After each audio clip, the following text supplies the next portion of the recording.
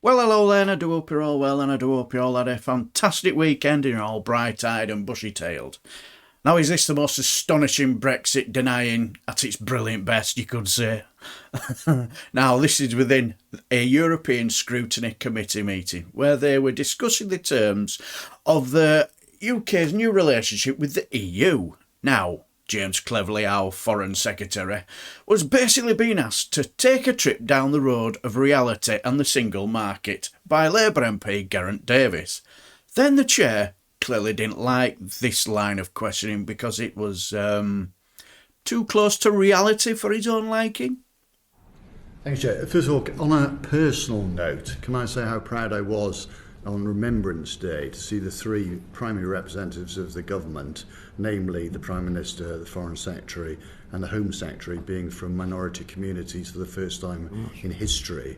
And I think this sends a very strong message to Britain and to the world about equal opportunity and how we will put out the hand of friendship. So congratulations. Thank you very much. I'll take that. And secondly, I do very much welcome the new tone that you're showing in terms of mutual trust and goodwill as a way forward to broker deals, which I've got to say, I think is very refreshing after a lot of sabre rattling and no progress. So moving on to the questions on Northern Ireland, the situation, of course, is that Britain voted for Brexit. Britain, as such, didn't vote to lead the single market as such. They voted for Brexit, and of course Northern Ireland did neither. And it does strike me that the Northern Ireland has enormous benefit from being in the single market in terms of inward investment, both from the UK to have access to the single market, biggest market in the world, and for foreign inward investment.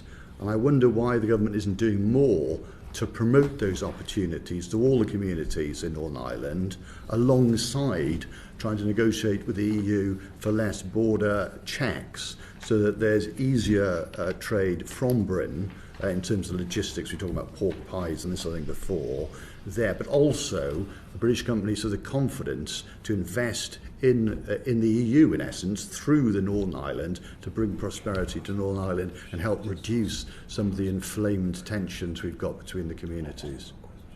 Well, so first of all, I'm going to take slight issue with how you've defined how we voted. The UK voted as a single entity when it came to the referendum in 2016, and the UK's collective decision was to leave the European Union. So if I may, I was talking about the political union versus the single market. Sure. But people I spoke to, I've got to say, in Swansea, who voted to leave, they said to me, well, we want to be in the single market, the customs union, but we don't want to have political control, so we're happy to Brexit, we want to stay in the single market. So there's a bit of confusion out there, but there's certainly not clarity. Well, look, I've looked back because when I was a minister at the Department for Exiting the European Union, there was a lot of conversation about what people did or did not vote for in the 2016 referendum. So on one level, the decision was quite straightforward. It was the decision on the ballot paper. And I've had a lot of people saying, people did vote for the single market, they didn't vote for this. One of the things that there was a point in time when most people had no idea what the single market was, what the customs union was, what the difference between the two was. They were asked whether they wanted to leave, and the UK said we want to leave. Now we, as politicians and members of the government, we have got to deal with the practicalities of that decision, and we are doing that. You do make a good point about the importance of Northern Ireland's economic prosperity, and I can absolutely assure you and anyone from Northern Ireland that's watching, we hold that very, very close to our hearts. It is part of the government's levelling up agenda that every part of the UK sees economic growth. And we will be making decisions both in terms of Northern Ireland and in terms of the rest of the UK to make that a reality. There are some businesses in Northern Ireland that are very, very happy with the protocol, but as I say, there are some businesses that are really, really struggling, and struggling is the wrong word, whose business, their business functions are being made either impossible or unprofitable because of the functioning of the protocol. And I don't think any of us in politics would feel comfortable saying, well, you're doing well, you're doing well, you're doing well, but frankly, I'm quite happy to watch your business go under because most of us are doing okay. In politics, we always keep an eye out for the underdogs or for the ones being least successful. And currently, we are being told, and it's been recognised in Ireland as well as in the UK, that there are some types of business where it's becoming so logistically challenging that those businesses are just not able to continue conducting business. And we have to stay focused on them, as well as protecting the businesses that are able to transact. I guess my point would be that something like 1 in 4 businesses in the UK who were exporting to the EU have given up.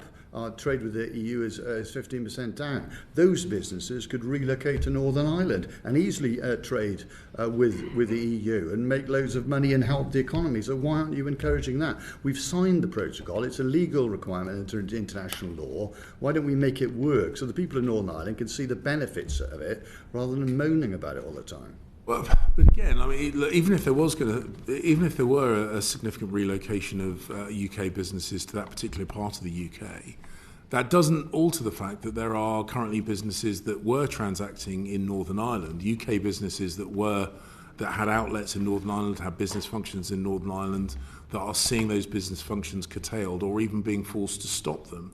And again, I'm uncomfortable with saying that or I don't think you are saying, but implying or allowing the perception that we care less for the businesses for whom the protocol doesn't work than the businesses for whom the protocol does work. My point is that we should maximise the trade between the UK and Northern Ireland by negotiating with the EU to say, well, can we reduce the border checks on pork pies or whatever it is? But in exchange, we respect the fact that we've legally signed the protocol, and we want to make that work politically, that the economic opportunities the single market brings to Northern Ireland. So the people who resist it strongly, politically, the DUP and others in particular, can see that actually it's helping everybody, and we can all work together in greater harmony in accordance with what you said earlier about having a new sort of mood and actually brokering some real change and real opportunity without having to bang down the door and try and renegotiate an agreement when we signed one in international law already. Oh, look, just because agreements are signed doesn't mean they can never be revisited, they can never be renegotiated. I think that's an important principle to be reminded of. And indeed, the protocol envisaged evolution and amendment, and that's written into the protocol. And I hear what you're saying about there being businesses and others that are very happy with the protocol. But I'm reminded that 60% of people who identify themselves as nationalists, 75% of people who identify themselves as unionists, and 60% of people who identify themselves as from neither community believe the protocol should be changed and that there should be no checks on imported goods. So the majority opinion in Northern Ireland agrees with what the UK government is trying to do. People. If I may, just one more question on this, because if we're genuinely wanting to resolve this problem and sustain the peace process and not have a hard border in Northern Ireland, of course, we're not having a hard border in Northern Ireland. Obviously we would have one. We're not having a hard border in Northern Ireland. There's going to be a border one way or another, isn't there? We are not having a hard border in Northern Ireland. So is the government willing to reconsider our economy reconverging on the single market to make it easier? Because, basically, the people in Northern Ireland, you've just quoted all these figures, those people, the majority of people didn't want to leave the single market. They didn't even want Brexit. They've been forced into this now, and now they announce that all the protocol's awful, isn't it awful? And we should sort these problems out. I am far from convinced that re-arguing the debate of 2016 and 2017 being is in the single market, not Brexit. That's. Will you accept? Will you accept? No, I'm not. Will you accept that Brexit and leaving the single market are different things? From your very predictable the decision was made, and we had a very protracted debate between between 2016 and the 2019 general election. At the 2019 general election, the disposition about leaving the single market, leaving the customs union, was put to the British people, and the result was the result was comprehensive. That debate has been settled. Now, you've had your say, That debate's been settled. unfortunately, it's not what the British people decided, nor for that matter is it to do with the fact that we've left the European Union. I know you didn't like that, but that's... No, I'm just trying to sort out the problem. That is as it may be. We know what you think, yes. Thank you. So I now want to... No, I've never seen anything like that in any of these committee meetings. The chair having a run-in with one of his members because he didn't like the line of questioning. So the thing is, Geraint Davies is right, isn't he, about only a madman is talking about leaving the single market. And in my eyes, clearly, James Cleverly was getting flustered, uptight and upset, and all Bill Cash and James Cleverly had in their armour to try and shut down the subject was to bring up the referendum result as their get-out-of-jail-free card, I suppose, like immature, naughty school children in the playground. The only one talking sense, well, it was for me, was Geraint Davies, because it seems obvious that the only way to solve these problems with the Good Friday Agreement is to rejoin the single market. That's what it seems like to me anyway.